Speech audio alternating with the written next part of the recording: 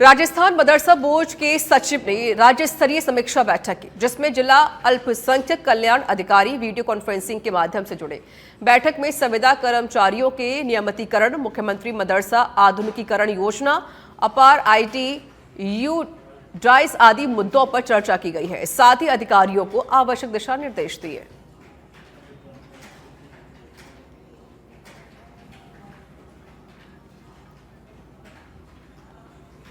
खबर कोटा से है, जहां राज्य सरकार की ओर से कोचिंग पर लाए गए बिल के बाद अब कोचिंग संस्थानों की ओर से भी बिल पर रिएक्शंस आने शुरू हो गए हैं। हाड़ौती संभाग कोचिंग संगठन के पदाधिकारी ने कलेक्टर को ज्ञापन सौंपकर सरकार से बिल में संशोधन करने की मांग की है। छोटे कोचिंग संस्थानों के लिए उनकी कैपेसिटी के हिसाब से नियम बनाए जाने की मांग की गई है।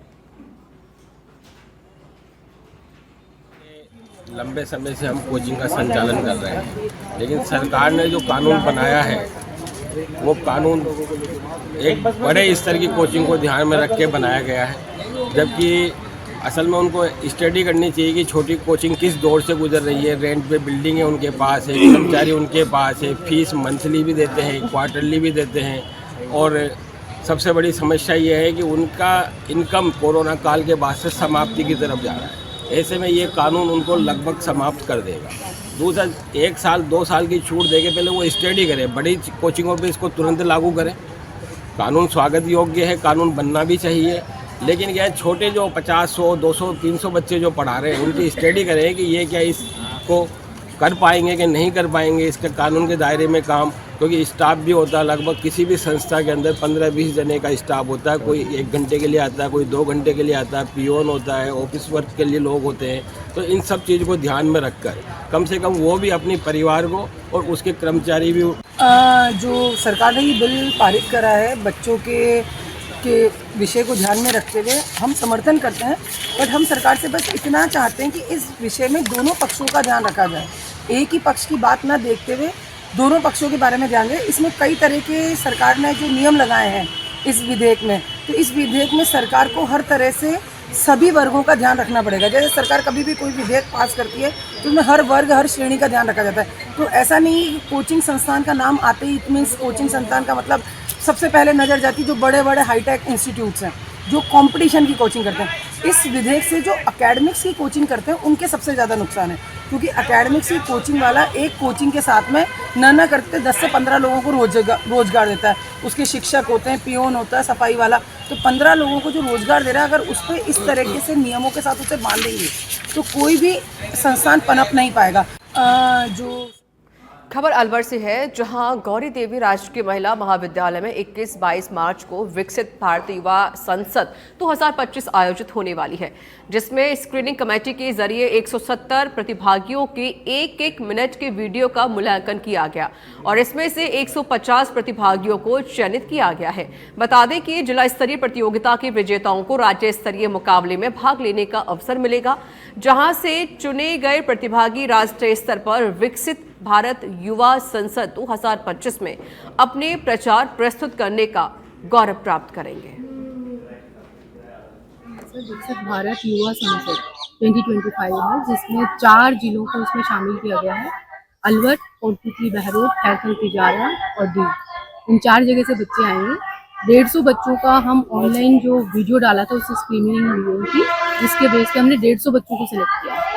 उस 150 बच्चों का 2 दिन में प्रेजेंटेशन होगा। 1 नेशन 1 इलेक्शन के बच्चे बोल रहे हैं, जिससे 75 बच्चे 2 दिन आएंगे। तो इन 150 बच्चों में से जो हमारी जूरी बैठी है, 5 निर्णायक गण जो बैठे हैं, वो लोग इसमें से 10 बच्चों को सिलेक्ट करेंगे और 10 बच्चे फिर कल तक का लाभ। बेशक मैंने रजिस्ट्रेशन यूथ पार्लियामेंट के लिए किया था। माय भारत पर तो हम लोग पहले से ही रजिस्टर्ड थे। हमने इस इवेंट के लिए रजिस्टर्ड किया था, उसके बाद हमारा सिलेक्शन हुआ और मुझे कॉल के माध्यम से पता चला कि मेरा सिलेक्शन हो गया है।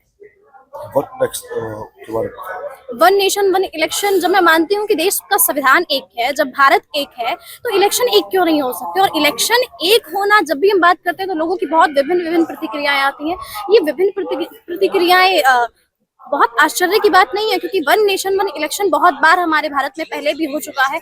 न जाने कितना अंधाधुंध पैसा हम लोग रैलियों में निकाल देते हैं, कितना अंधाधुंध पैसा हम लोग चुनावों में निकाल देते हैं, कितना अंधाधुंध पैसा हम लोग प्रशासनिक अधिकारियों को नियुक्त करने में लगा देते हैं। अगर हम सोचें कि वही पैसा हम भिखारियों के लिए लगे। कोटा शहर के टेक्निकल यूनिवर्सिटी में हंगामा हो गया। सैकड़ों की संख्या में रिटायर्ड कर्मचारियों ने अपनी पेंशन को लेकर हंगामा कर नारेबाजी की। रिटायर्ड कर्मचारियों ने पेंशन का भुगतान शीघ्र नहीं करने पर 25 मार्च को होने वाले दीक्षांत समारोह में खलल डालने की खुली चेतावनी देकर कुल सचिव को ज्ञापन दिया है।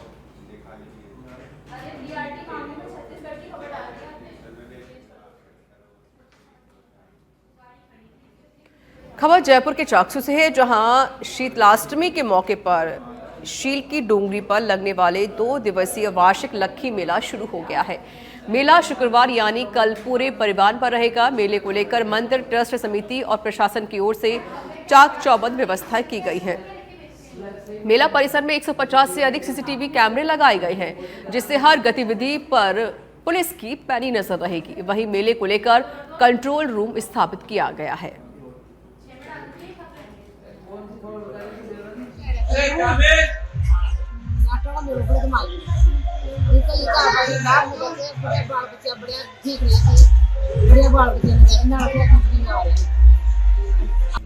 प्रतिवर्ष की बात है, इस वर्ष भी शीतला माता का मेला जो लक्खी मेला भी है, भारी मात्रा में श्रद्धालु इस मेले में आते हैं।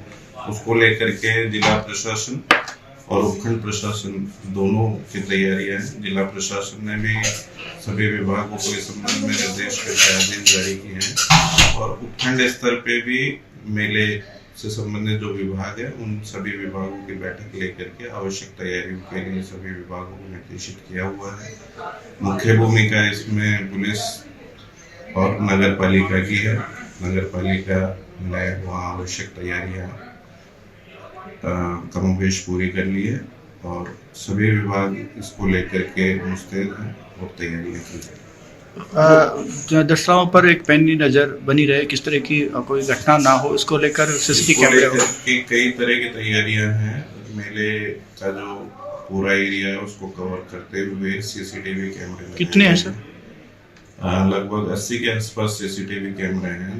पूरे मेला स्थल को कवर करेंगे और उसके लिए 2 मॉनिटरिंग कक्ष बनाए गए हैं, तो उन कक्षों से संपूर्ण मेले की निगरानी रहेगी ताकि किसी भी तरह की कोई अप्रिय चाकसू में शीतलाष्टमी का जो ऐतिहासिक मेला बढ़ता है उसको लेकर प्रशासन की तरफ से, नगर पालिका की तरफ से सारी तैयारियां लगभग हम पूर्ण कर चुके हैं। सभी तैयारियां अभी अंतिम चरण में चल रही हैं, चाहे वो सफाई की हो, चाहे वो लाइट की हो, चाहे वो सीसीटीवी को लेकर हो, चाहे बैरिकेटिंग की हो, पार्किंग की हो, दुकानों के आवंटन की हो। हमने सारी व्यवस्थाएं जो हैं लगभग कंप्लीट कर ली हैं। इस बार हमने व्यापारियों को व्यापारिक सुरक्षा और सुविधा देने के लिए हमने ये किया है कि जो भी दुकानदार हैं 110 स्क्वायर फीट तक की दुकान वालों के लिए